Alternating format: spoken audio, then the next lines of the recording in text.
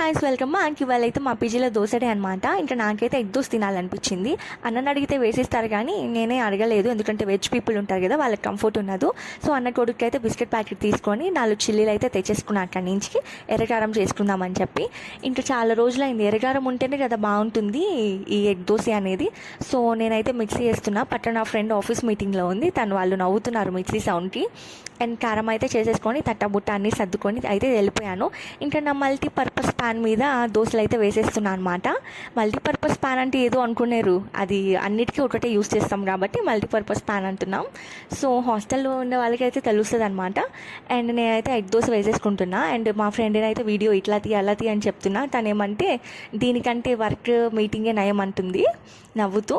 And ఒక egg dosa, ఒక కారం దోశ అయితే వేసేసుకున్నా. చాలా రోజులు, ఇంటికి వెళ్ళి 2 months అయింది. ఇంట్లో ఉంటే హ్యాపీగా అమ్మ వేసిచ్చేది, ఇంకా ఇదైతే మిస్ అవుతున్నాను అనమాట.